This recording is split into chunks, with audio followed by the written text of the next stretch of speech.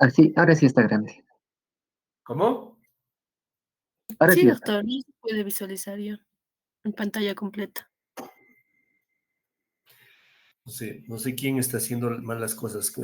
Gris creo que tiene otro concepto y los chicos tienen otro. ¿Pero se ve la pantalla o no? Eso es lo único que quiero que diga. Sí, Sí, ahora sí está doctor. bien, doctor. Está bien. Ya, gracias. Gris, ya no hables. Muy bien, entonces vamos a hablar de lo que estábamos hablando, ¿no? Las modificaciones anatómicas durante el embarazo. Estoy corriendo la siguiente lámina. ¿Se nota? Sí, doctor. Sí. Ya, gracias, gracias. Ya, como ustedes ya saben, el embarazo, pues, no es una patología, creo que eso ya lo hemos comentado varias veces, ¿no? Es un proceso fisiológico producto de la unión de dos gametos, ¿no? Y que evidentemente, para que esto se produzca o para que esto lleve a buen término todo el proceso gestacional, van a haber una serie de adaptaciones anatómicas, fisiológicas, bioquímicas, ¿no? Y están condicionadas a la respuesta a todos los estímulos fisiológicos que vienen tanto del feto como de la placenta. Durante la etapa neonatal, durante la etapa intrauterina, ¿no? Van a haber estos cambios y va a persistir inclusive durante el puerperio y la lactancia, ¿no? Entonces, ¿qué es lo que tenemos que entender? Que hay unos cambios y estos cambios se están adaptando durante todo el proceso gestacional, ¿no? ¿Qué pasa cuando se detecta la presencia de gonadotrofina coriónica en la mujer? Recuerden que el sincitio del trofoblasto, ¿no? Generalmente a la semana que se ha implantado aparece, ¿no? Entonces, cuando se hace el examen de esta gonadotrofina, se puede encontrar que especialmente la subunidad alfa, ¿no? O la beta, que es lo que nosotros siempre solicitamos, alfa o beta, pero la beta es mucho más específica, ¿no? Para el embarazo. Entonces, el incremento de estas gonadotrofinas nos hacen sospechar ante la presencia de un retraso en la menstruación, ¿no? Generalmente, a los 8 días, ¿no? Hay aproximadamente 1000 unidades de gonadotrofina que nos van a dar el resultado de que es positivo en la gestación, ¿no? Otras veces, cuando es menos, ¿no es cierto?, puede ser un falso positivo. A veces hay una reacción cruzada, especialmente con la luteinizante, ¿no? Pero de esta lámina lo que hay que llevarse por concepto es que a los 8 días tiene que haber de retraso en cualquier mujer, la gonadotrofina fracción beta tiene que estar presente. ¿De acuerdo? Entonces ahora nosotros hacemos exámenes cuantitativos y también cualitativos. En el cuantitativo solamente aparece,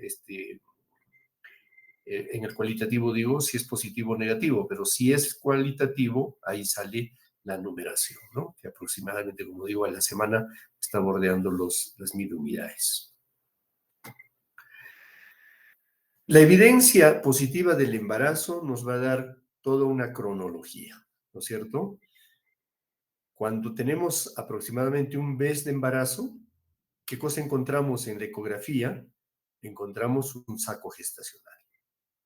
El día 33 más o menos ya aparece la vesícula vitelina, se puede ver el saco amniótico y un embrión, ¿no? Un embrión cuya actividad cardíaca inclusive se puede ver ya después de la semana 5, ¿no? El embrioncito mide 2 milímetros, ¿no? Muy pequeñito. Depende del equipo con el que cuenten, ya pueden visualizarlo. Inclusive ahora ya hay equipos ya no es ningún problema encontrar un buen ecógrafo, ¿no? Y los costos, como saben, también ya han disminuido enormemente, ¿no? ¿Qué pasa a nivel del útero? El útero también va a tener una serie de cambios, ¿no? Normalmente sabemos que un útero, el útero de cada una de ustedes, pesa entre 70 y 80 gramos aproximadamente y tiene una capacidad a nivel en el endometrio de 10 ml, ¿no? Conforme el embarazo va progresando, pues cuando llega hasta al término, generalmente el promedio total del contenido es de 5 litros. Puede incluso llegar hasta 20 litros, ¿no? Un útero ya gestante a término pesa 1 kilo aproximadamente, ¿no? ¿Y por qué se da el crecimiento del útero? Por un tema de hipertrofia muscular. Los estrógenos son los causantes de este estímulo y generalmente una enzima que se llama la poliamina, que es la que va a hacer que el grosor, la resistencia, la pared uterina generalmente vaya a ser mayor, ¿no? De lo que era el músculo de 2.5 centímetros pasa a ser a 0.5 más o menos, hasta 1 centímetro, ¿no? Recuerden que el espesor de un útero no gestante tiene más o menos 2.5 centímetros. Y cuando ya empieza a distender por la gran elasticidad que tienen el músculo uterino, entonces puede ser inclusive de 5 milímetros hasta 1 centímetro, ¿no? Se disminuye enormemente, ¿no?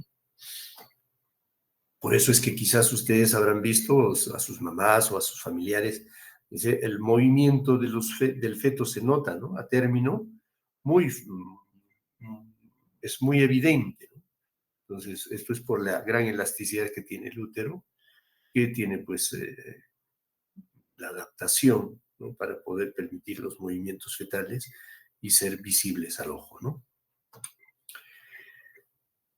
¿Qué cosas son? Esto que hemos puesto acá son las ligaduras vivientes de Pinar, es el globo de seguridad, ¿no? ¿Por qué se produce, ¿no? Hay a nivel del músculo uterino, ¿no? A nivel de las fibras, se va a encontrar una serie de vasitos sanguíneos que van a ir perforando todo el músculo y eso es lo que le va a dar la vascularización. De tal manera, que eso se conoce como las ligaduras vivientes de Pinar, que cuando se produzca el periodo expulsivo, ¿no? Se va a producir una gran hemostasia. Y esta hemostasia, primero la venosa y la hemostasia arterial, está ligada íntimamente a la gran retracción que se produce a nivel de los vasos arteriales, ¿no? Entonces se retraen los vasos y por tanto se corta la circulación. Y esto hace que el globo de seguridad de Pinar, que es el que llamamos cuando ya se ha producido el periodo del alumbramiento, nos va a dar pues una seguridad de que hay una buena hemostasia, ¿no?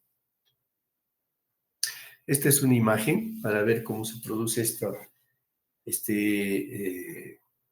estas ligaduras o esta hemostasia, ¿no? En la pared de las fibras musculares. Miren cómo se colapsan todas, ¿no? Miren, esta imagen es bien gráfica, ¿no? Ahí está en círculo, en el útero, en la pared uterina, cómo se produce este fenómeno, ¿no? Cuando vemos nosotros que el útero ya está perfectamente contraído, ¿no? Y esto recuerden que se produce en la primera hora, máximo a la segunda hora después del alumbramiento, ¿no? De ahí la importancia también de que todos ustedes deben saber, creo que ya se los he repetido varias veces, es que estar al lado de la puérpera va a garantizar el hecho de que no haya una hemorragia masiva, ¿no? Porque si no, vamos a tener problemas serios, especialmente con las hemorragias que si no se controlan puede incluso llevar a la muerte.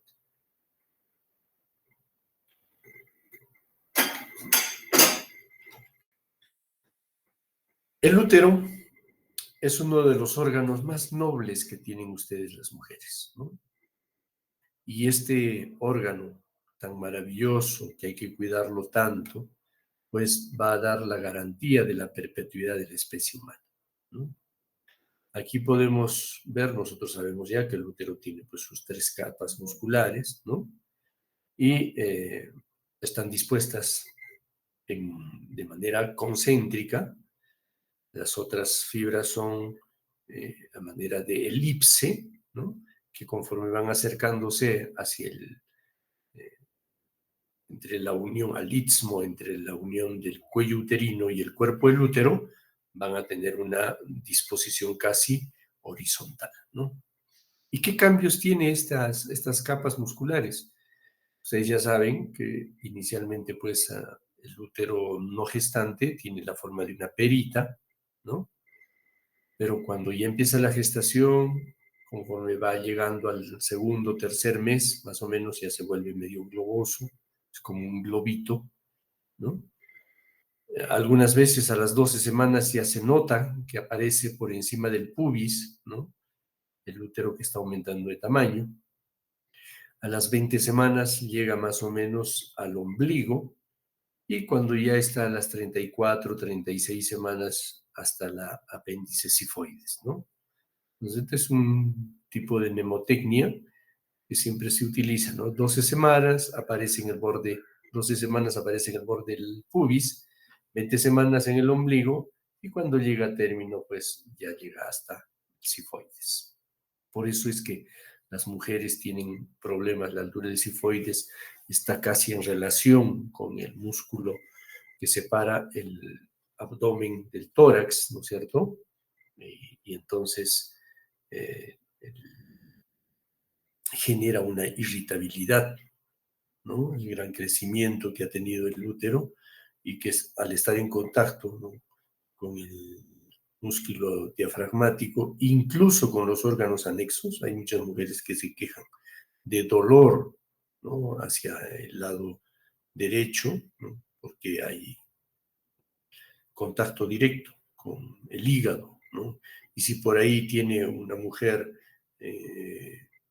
problemas con la vesícula, con cálculos biliares, ¿no? Esta irritabilidad que genera los movimientos puede inclusive convertirse en una emergencia, ¿no? Hemos tenido varios casos en los cuales gestantes de por encima de las 28 o 30 semanas han tenido que ser sometidas a cirugía para quitar la vesícula, ¿no? Por el dolor intenso que les producía.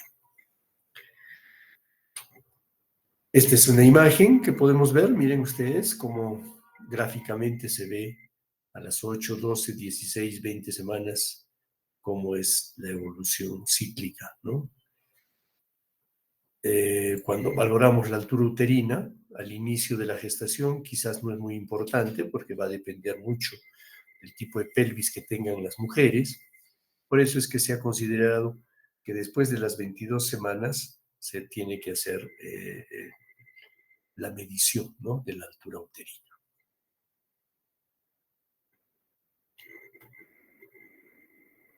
¿Qué otras modificaciones se producen a nivel del cuello uterino? Cuando ya se ha producido la gestación, después de que ha pasado más o menos un mes, ¿no?, el cuello se vuelve un poquito blando, ¿no? El color del cuello, cuando lo vemos por la especuloscopía, lo vemos medio azulado, por eso es que tiene estas características medio cianóticas, ¿no? ¿Por qué se produce todo ello? Aquí hay un cambio fisiológico importante, la gran vascularidad, ¿no? Y se produce un edema fisiológico en el cuello con la finalidad cabalmente de obliterar, de cerrar completamente el orificio cervical, ¿no? O mejor dicho, el canal cervical. Y todo este tejido, pues ya lo conocen ustedes por anatomía, es conectivo, ¿no? De tal manera que, como repito, se retenga el embarazo hasta el término, ¿no? Formando una cadena ahí de fibras, ¿no?, de colágeno, ¿no?, que permitan que no haya el ingreso de ningún germen, no haya el pasaje de ningún contenido, inclusive de la cavidad vaginal, que como saben puede ser hasta, puede contener, ¿no?, una serie de microorganismos que si es que pasan el cuello podrían llevar inclusive a una infección, ¿no?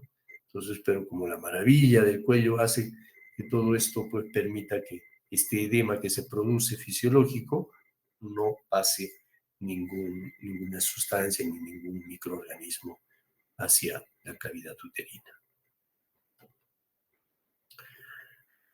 ¿Cómo se produce este fenómeno? Hay una gran hipertrofia de las células cervicales, ¿no? Proliferan toda el cuello uterino, en algunos casos incluso se vierten, y por eso es que el cuello uterino puede sangrar en algunos casos y acompañar este moco que se ha producido con la gran cantidad de colágeno y estas miofibrillas que se adhieren al canal cervical, que lo normal es que cuando empiece el trabajo de parto, ¿no?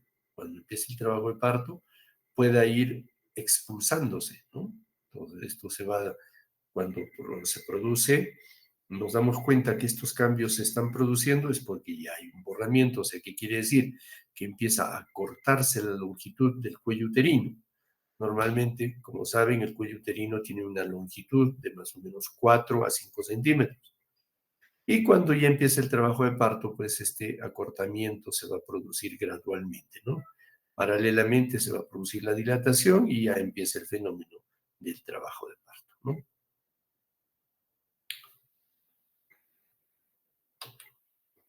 Esta es una colposcopía. Miren ustedes, este es un cuello uterino.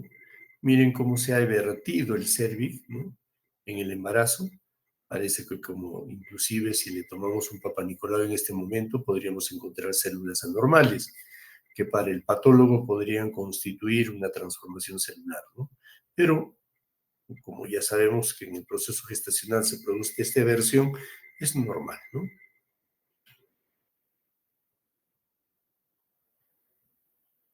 ¿Cómo se produce el flujo sanguíneo a nivel útero-placentario? Como ya saben ustedes, el útero normal, que no está gestando, aproximadamente tiene el 1% del gasto cardíaco. Más adelante vamos a ver cómo se produce eso. Más abajo está, después de que ya prosigue la gestación.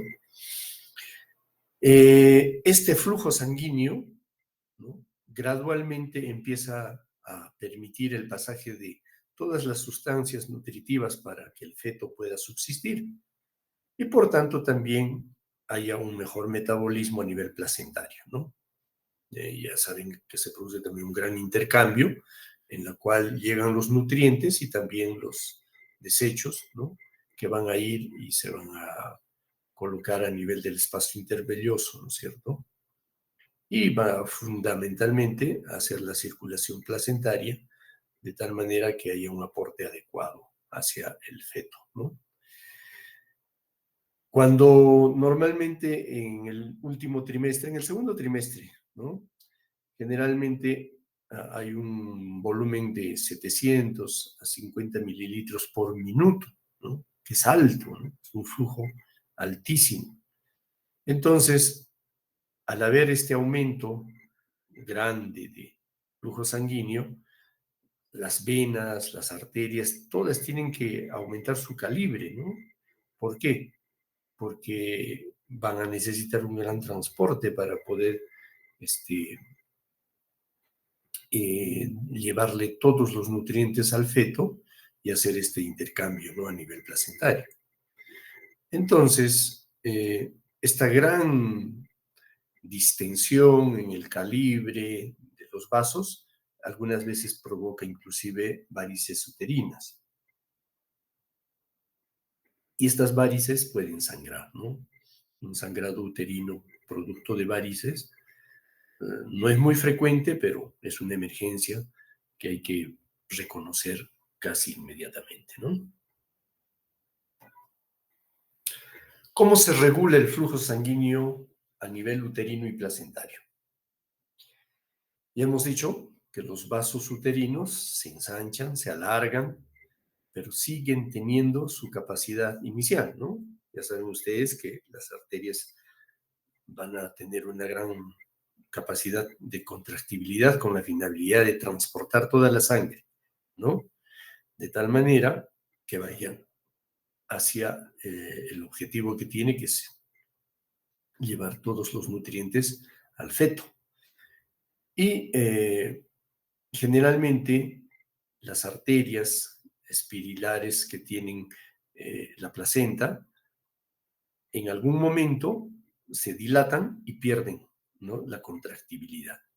¿Por qué se produce esto? Con la finalidad de que haya una reserva a nivel placentario, ¿no?, y pueda ir aumentando la gestación, ¿no? Esto es el propósito por el cual cuando hay procesos de anemia, por ejemplo, en los fetos, en madres desnutridas, recuerden que el feto no se hace ningún problema, ¿no?, si es que no tiene una buena hemoglobina la mamá.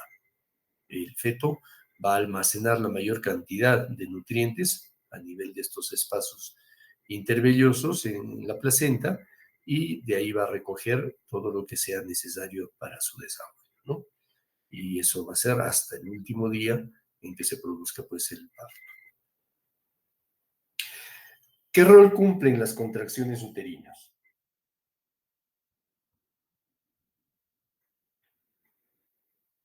Disculpen. Cada contracción uterina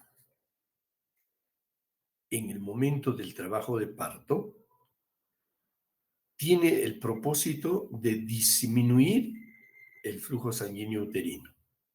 ¿Cuál es por qué se produce esto? Porque lo que está buscando es que el flujo sanguíneo, ¿no?, ya no sea el que normalmente tenía durante todo el proceso gestacional, sino que lo que está buscando es que ya se produzca la expulsión del feto y luego el alumbramiento de la placenta, ¿no? ¿Para qué? Para que el músculo uterino recupere, ¿no?, la capacidad que tenía antes del proceso de la gestación. El grosor, la contractibilidad del músculo, ¿no?, hace de que esto se tenga que producir normalmente. Pero cuando se produce al revés, hay contracciones uterinas muy frecuentes, incluso que pueden llevar hasta una tetania, ¿no? En este momento, la disminución así brusca del flujo sanguíneo, que se produce, como he dicho, cuando hay un trabajo de parto disfuncional, va a llevar ¿a qué? A que el bebé pueda tener un pobre aporte de oxígeno y por tanto pueden hacer distrés fetal. Y si no se corrige el distrés fetal, puede llevar inclusive a una anoxia, ¿no? Entonces no le llega buen oxígeno al feto y por tanto puede llevar hasta al sufrimiento fetal. Por eso es que cuando hay contracciones es importante el aporte de oxígeno, ¿no? Entonces, ¿qué hacemos normalmente en los hospitales? Cuando vemos que el bebé está teniendo contracciones, el útero ya se producen contracciones frecuentes, muy seguidas, y vemos que el latido cardiofetal empieza a disminuir o acelerarse enormemente, entonces le proporcionamos oxígeno, ¿no? Esto en compensación de este fenómeno que podría llamarse una tetania uterina, ¿no?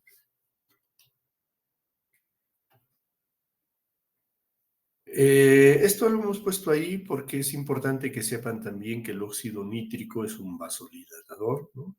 ¿Y dónde se produce? En el endotelio, ¿no?, vascular. Y esto nos puede servir como un buen mediador para saber si hay o no condiciones para que una mujer haga preeclampsia, ¿no? Cuando no hay una perfusión, una buena salida de óxido nítrico, eh, estamos viendo que pueden hacer cursar las mujeres con preeclampsia, ¿no? Las hormonas que se van a producir a nivel del endotelio vascular, ¿no?, son varias, ¿no? Y las que más nos interesan son la progesterona, el estrógeno, el factor de crecimiento placentario, el factor de crecimiento endotelial, ¿no? Todo ello van a dar que mejor dicho, van a dar como consecuencia la angiogénesis, ¿no? Esto es para nosotros importante porque nos va a poder permitir que la angiotensina 2, por ejemplo, que es la que debe hacer coadyuvar en la resistencia vascular, especialmente de los efectos presores de la angiotensina 2, aumenta el flujo uteroplacentario. Entonces, cuando hay buena cantidad de angiotensina, estamos garantizando que haya un buen intercambio a nivel del del riego uteroplacentario. ¿Qué otras nos pueden ayudar a mejorar el flujo placentario? La relaxina, ¿no? Las adipocitocinas, ¿no? Son enzimas, ¿no?, que durante todo el proceso gestacional van a ir apareciendo para que pueda haber una adecuada perfusión sanguínea hacia el feto, ¿no? Es importante la angiotensina 2. Y también las otras, ¿no?, como la lisfatina, la leptina, resistina. Todos ellos van a ayudar muchísimo, especialmente en las células del endotelio vascular a nivel de la gran vena umbilical, ¿no? ¿Qué función tienen los ovarios? Bueno, durante el embarazo, el ovario deja de funcionar, ¿no? Recuerden ustedes que el ovario en las primeras semanas, ¿no?, a través del cuerpo lúteo, va a dar lugar a que funcionen solamente hasta la 7ª semana. Después ya el ovario se vuelve casi, no cumple ninguna función, porque sabe que ya tiene que hacerlo la placenta y los otros órganos conexos de la gestación. Y esto se suprime, esta función ovulatoria, obviamente, a través del cuerpo lúteo, de la relaxina que hemos dicho que es enzima, y del famoso luteoma, ¿no? El luteoma no es más que las glándulas del ovario, el cuerpo lúteo, ¿no?, que es el que se transforma una vez que el ovocito ha madurado y deja el folículo, entonces, y ya se ha producido el embarazo, este cuerpo, mejor dicho, el,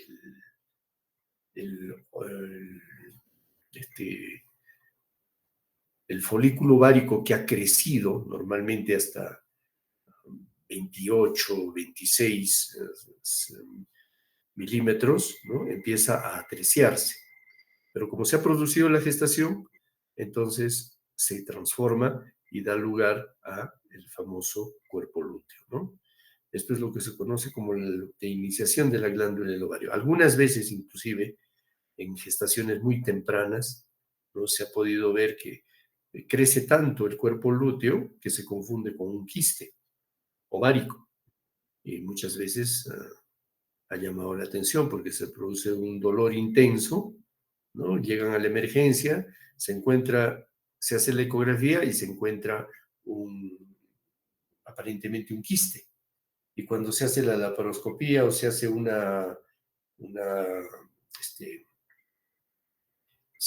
cuando especialmente las mujeres no dan un buen dato, ¿no? A veces dicen, no, sí está menstruando, entonces uno puede cometer el error, sí está menstruando, pero a lo mejor ya estuvo embarazada, ¿no? Entonces, algunas veces hemos visto esta luteinización, ¿no?, de la aparición del cuerpo lúteo en el embarazo. Y puede crecer, como bien dice acá en esta lámina, más de 20 centímetros algunas veces, ¿no?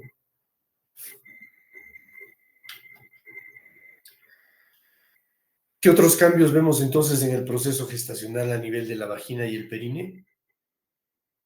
Miren lo importante que significa aumentar la gran vasculatura, ¿no? La vagina, la vulva, ¿no? El color cambia del rosado que tenía el color de la vagina, se vuelve medio violáceo. Por eso esto es una, incluso pregunta de examen, ¿no? Decía, ¿cómo son los signos clínicos, ¿no? Cuando no había todavía gonadotrofinas coriónicas, cuando no se tenía mucho conocimiento respecto de la bioquímica de la gestación, pero se podía hacer clínicamente, se podía ver, ¿no? Una mujer que ha tenido retraso, el solo hecho de ver la pared vaginal, el cuello uterino, de color medio violáceo, ¿no?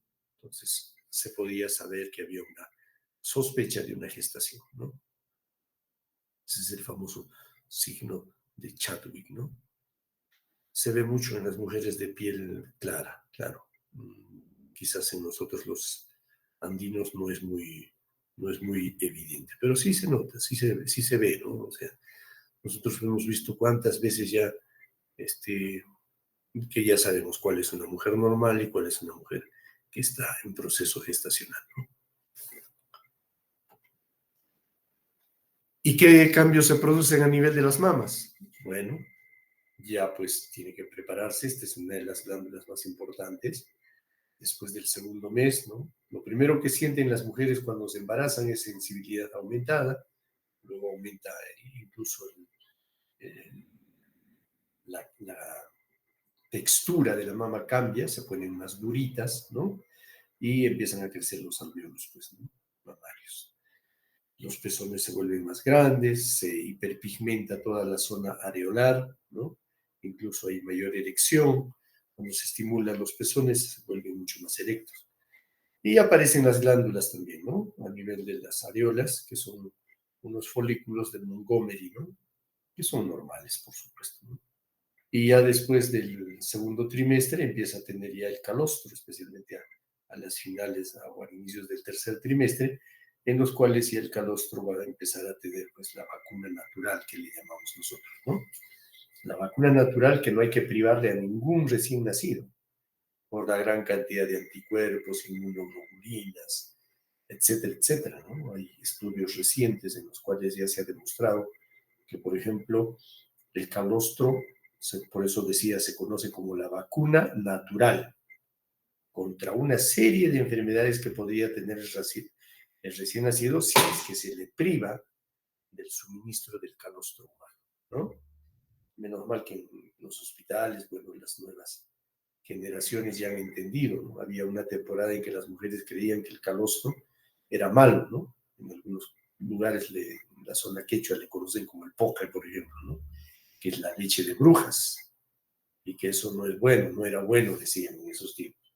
Pero ahora ya se conoce perfectamente cuál es el valor del calostro para la lactancia y para el desarrollo del neonato, ¿no?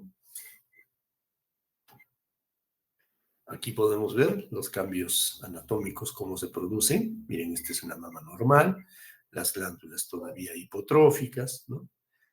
Miren estas mismas glándulas en la figura de lado, ¿no? Cuando ya la mama está lactando, miren estos conductos, los alveolos y las glándulas, ¿no? La glándula mamaria como se distiende para pues recepcionar la mayor cantidad de leche, ¿no? Un dato importante, dice, ¿no? Los alvéolos crecen en tamaño y las mamas no están relacionadas a la producción de leche, efectivamente. O sea, no porque tienes una mama muy grande vas a tener gran cantidad de leche, ¿no? O viceversa, no porque tienes una mama pequeñita no vas a tener gran cantidad de leche. La mama, la protuberancia de las mamas solamente está en relación no con la capacidad para la lactancia, sino con la presencia de grasa, ¿no? Tejido graso. Aquí podemos ver, por ejemplo, miren esta ginecomastia, ¿no? Producto de, si pueden darse cuenta, bien ingurgitadas, como se notan hasta las venas, ¿no? Es una mujer con mamas muy grandes y seguro con muy buena producción láctea, ¿no?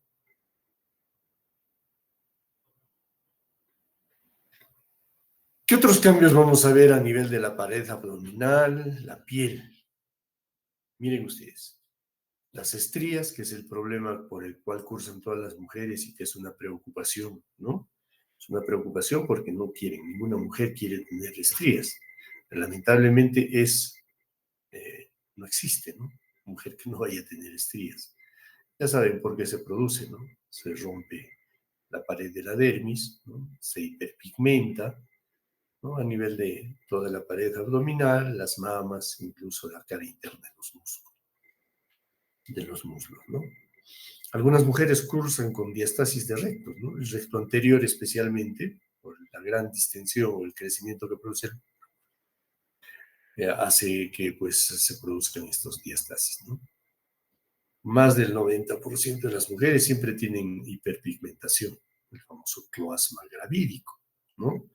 O el melasma también, ¿no?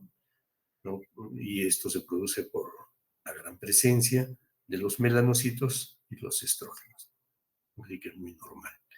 Algunas mujeres el cloasma son muy evidentes, especialmente las mujeres de tez blanca, en la cara y también en otras partes del cuerpo, ¿no? Algunas mujeres también cursan con arañas vasculares, ¿no? Están a nivel del cuello, en el tórax, en los brazos. Ya saben que eso es producto del hiperestrogenismo, ¿no? ¿Qué alteraciones metabólicas podemos encontrar durante el proceso de la gestación? Obviamente, lo primerito, el aumento del peso, por lo que muchas mujeres incluso siempre están buscando tener una buena alimentación, ¿no? Lo que pasa es que en nuestra cultura creen las mamás, las familias creen que hay que darles de comer el doble, dicen, ¿no? ¿Por qué? Porque estás teniendo estás con dos bocas vas a alimentar, dicen las mamás, ¿no? Entonces le dan de comer ingentes cantidades a las pobres madres, que eso hace que inclusive su nutrición sea pues muy mala, ¿no? Muy mala. Entonces, ¿qué hay que hacer en este caso hay que balancear, ¿no? Balancear muy bien la alimentación con productos de alto valor biológico, ¿no? Porque si no, vamos a hacer de cuenta que vamos a hacer una mala nutrición para las mamás y eso va a llevar al menoscabo de su salud, ¿no? O sea, comer harto no significa buena nutrición, sino de calidad. Algunas veces he establecido que normalmente el peso debe ser de 10 a 12 kilos, hasta 15 se acepta, ¿no? Teniendo como base siempre el control o el peso del primer control prenatal, siempre en el primer trimestre, ¿no? Entonces, acá sí dice bien, porque ustedes van a ver cuando vayan a hacer el serum, o si lo ven en las rotaciones en los hospitales, donde estén ustedes rotando, van a ver que algunas mujeres siempre hablan, ¿no?, de un parámetro, ¿no? Ellos dicen, debe subir 2 kilos cada mes. Entonces, imagínense ustedes, ¿cuántos meses tiene la gestación? ¿Cuántos meses? 37, 40, Gris. 40. Chicos, ¿están ahí? Sí, doctor. ¿Están durmiendo? ¿Mm? No, doctor. Creo que esta es la última vez que hacemos estas clases sincrónicas, ¿eh? No cumplen el propósito. Bueno, ¿por qué les decía esto? Porque las obstetrices, nuestras amigas obstetrices, para ellas pues debe subir de peso 2 kilos por mes y punto, ¿no? Entonces a ese paso, si multiplicamos 9 meses por 2, serían 18 kilos deberían subir y eso no es adecuado, ¿no? Por eso es que hay que tener cuidado, cada mujer siempre individualizar el aumento del peso en las mujeres. Otro aspecto importante es el metabolismo, el agua, ¿no? Las mujeres empiezan a tener gran retención de líquido, es normal en el embarazo, ¿no? Se me hinchan los pies, dicen las mujeres, ¿no? Se me hinchan. ¿Y qué hacemos los médicos, todo el personal de salud cuando se hinchan los pies? Inmediatamente ya estamos pensando en preeclampsia. ¿Por qué? El edema, ¿no? Pero, repito, esto es fisiológico, es normal porque la retención se produce porque la osmolaridad pues va a descender, ¿no? Y obviamente la vasopresina y los otros productos osmóticos pues hacen que haya una gran retención y inclusive mujeres que toman bastante líquido retienen pues una gran cantidad de líquido, ¿no? En el embarazo más o menos se puede retener hasta 6 litros, dice, ¿no?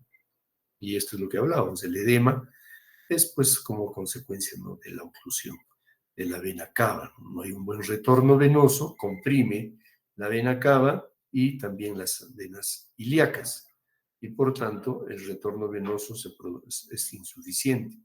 Por eso es que a las mujeres gestantes hay que recomendarles, especialmente en el último trimestre, que cada 2 horas, 3 horas tengan una posición casi horizontal con poner las extremidades en 45 grados para que se pueda ayudar de esta manera fisiológicamente a que haya un retorno mejor venoso, ¿no? ¿Qué pasa en el puerperio? Generalmente se pierde más o menos 2 kilos, ¿no?, de agua en los primeros días, ¿no? Es una medida un poco arbitraria, porque el peso no siempre se pierde en esa cantidad, ¿no? ¿Por qué? Porque, repito, depende de dónde estén, ¿no? En nuestra tierra, en nuestro mundo altiplánico, las familias pues les hacen comer demasiado y ganan muchísimo peso más bien. Acá hay una imagen para ver cómo es el metabolismo de las proteínas, ¿no? Miren ustedes, el feto a término tiene más o menos 500 gramos de proteínas. Eso es del feto, y otra cantidad está a nivel del útero, ¿no? Esto está a nivel de la pared uterina, a través de las glándulas en las mamas, y también las otras proteínas que tiene pues, el sistema circulatorio del transporte a nivel uteroplacentario, ¿no? Los hidratos de carbono también se metabolizan. Siempre lo decimos, las mamás tienen una gran tendencia a ser diabéticas, ¿no? Algunas veces inclusive hacen hiperglicemias, otras hacen hipoglicemias, ¿no? ¿Por qué? Porque están sometidas pues al gran estímulo hormonal, ¿no?, de la insulina, ¿no? Y se puede suprimir inclusive el glucagón. Este metabolismo tiene que ser pues así, porque si no, no habría un buen equilibrio, ¿no? Entonces tiene que haber siempre un buen aporte de glucosa al feto, ¿no?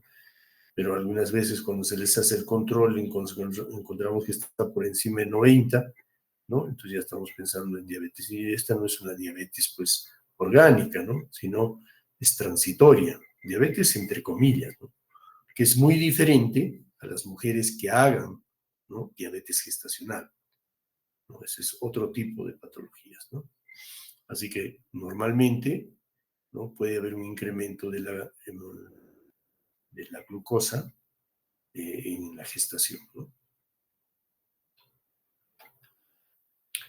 Las grasas, ¿cómo se metabolizan? Bueno, hay gran aumento de lípidos, lipoproteínas, del colesterol, ¿no? A las 36 semanas, el LDL generalmente llega a su mayor nivel, ¿no? Por ahí, colesterol alto. A las 25 semanas también empieza a caerse ya en el HDL. Puede haber también aumento de triglicéridos, ¿no? Normal, ¿no? Pero como repito, es transitorio. Y este efecto, de cierta manera, es beneficioso. ¿Por qué? Porque ayuda, pues, de que tenga buena reserva la mamá, ¿no? Cuando especialmente hay mamás que cursan durante la gestación con vómitos intensos, ¿no? No pueden tolerar los alimentos, entonces en este tipo de pacientitas se hace esta gran reserva, ¿no? Para eso sirven. Entonces de ahí corre mano para poder equilibrar el desarrollo del feto. Siempre lo he dicho también, a la mamá, al feto no le interesa si la mamá come bien o no come bien. El feto lo que va a hacer es correr traslado de todas sus reservas de la madre. ¿Y dónde los tiene? Pues en algunos órganos importantes, ¿no? Entonces de ahí toma, y hay algún profesor que decía, por ejemplo, ¿no? El feto se convierte en un parásito de la madre, ¿no? Porque le chupa por todo lado. Es una competencia, es una vida, ¿no? Es un ser que está creciendo y para desarrollar necesita pues una serie de nutrientes. Y si no hay aporte, ¿de dónde va a sacar? De la madre, ¿no? De la propia reservas de la madre. Un poco para ver el equilibrio ácido básico, ¿no? En la gestación siempre hay alcalosis, ¿no? Por eso es que la mamá hiperventila, ¿no? Producto del sobrepeso que tienen, de la gestación, y recuerden que conforme asciende, ¿no? El diafragma también va a ascender, y al ascender la capacidad ventilatoria de la mamá un poco que se ve perjudicada. Pero es transitorio, nuevamente repetimos, ¿no? Hay un efecto, ¿no? El efecto Boro, que es, hay una gran liberación de la hemoglobina, está en función, mejor dicho, con la hemoglobina, ¿no? Y va a permitir que haya una disminución de la liberación, ¿no? Generalmente esto se ve producto de un aumento de el difosfoglicerol, los tres, que está en la sangre materna. Entonces, como ha aumentado el pH, ¿no? Hay una gran alcalosis, entonces se genera este efecto, ¿no? Por el cual la hemoglobina pasa a disminuir a nivel de la liberación a nivel sanguíneo, ¿no? ¿Qué otros cambios vemos también? La hipervolemia, ¿no? 40 al 50%. Recuerden que las demandas del útero, pues para cumplir con llevar todos los nutrientes y todos los oligoelementos al feto, tiene que aumentar, ¿no? Entonces estos nutrientes van a ir de manera continua y rápida, ¿no? Van a proteger de tal manera que protejan a la madre y no haya, pues, complicaciones, ¿no?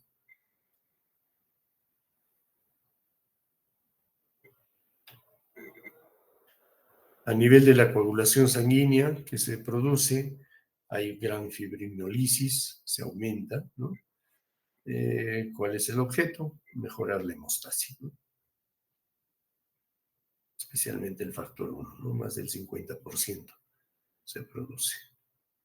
Y los otros factores, el 11, el 13, disminuyen, ¿no? ¿Por qué? Porque tiene que haber un tiempo de coagulación, el tiempo de protrombina, ¿no? El fibrinógeno, van a aumentar, ¿no? ¿Con qué objeto? Repito, protección.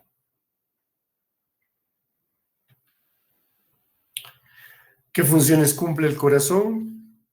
Regular el buen pasaje de sangre y llegar que la frecuencia cardíaca en la mujer gestante normalmente tiene sus latidos entre 60, 70, 80, puede aumentar inclusive hasta 10 a 15 por reposo, ¿no? Generalmente cuando se pone hacia el lado izquierdo el útero, por la gran distensión que se produce, ¿no? Y se empuja un poco el corazón hacia el lado izquierdo. Entonces aparece un soplo funcional, ¿no? Que es normal, ¿no? En el electrocardiograma no se ve nada de una alteración. El eje nada más está desviado hacia la izquierda, ¿no? Ya sabemos también que la presión arterial y la resistencia vascular disminuye enormemente, ¿no? El gasto cardíaco aumenta más o menos en 30%. Lo máximo a lo que llega es al ¿En qué momento? Es cuando más se necesita de este aporte sanguíneo, hasta entre las 28 y las 32 semanas, ¿no?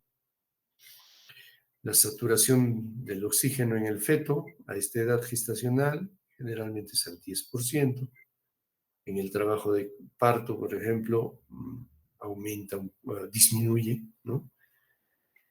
Y por eso es que cuando la mujer está en decúbito, como requiere mayor aporte, la ponemos hacia el lado izquierdo, ¿no? Hay la mejor perfusión de oxígeno. También hay una serie de cambios a nivel de las endotelinas, ¿no? Como ya conocen como vasoconstrictores. Aumenta enormemente estos niveles de endotelina, estas enzimas, especialmente para preparar el parto, ¿no?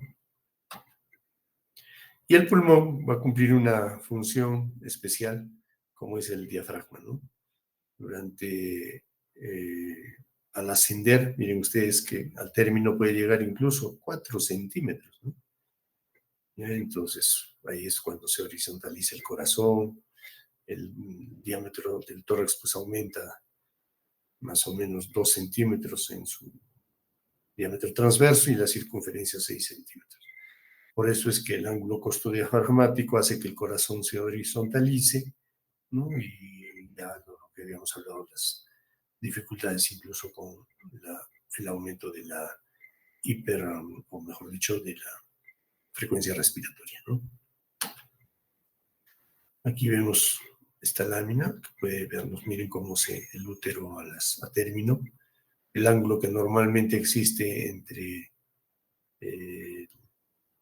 diafragma, desde la apófisis sifoides, desde 68, ¿no? Pero en la gestante miren cómo aumenta, ¿no? Se vuelve mucho más obtuso, hasta 103, ¿no?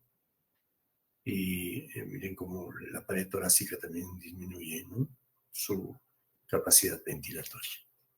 Es normal, repetimos, ¿no? La función pulmonar la podemos ver también acá. Ahí, bueno, nos vamos a quedar ahí, ¿ya? Nos quedamos en esta. Ya son las 8:30, sí. Lo que pasa es que también tengo clases con los chicos de la residencia, así que vamos a dejarlo acá. ¿Gris? Sí, doctor. Perfecto. Entonces, nos faltan todavía algunas láminas, lo concluimos la siguiente clase, ¿ya? Ya. Les agradezco su participación. Que tengan buena noche. Buenas noches, doctor. Voy a dejar de compartir. Buenas noches, doctor.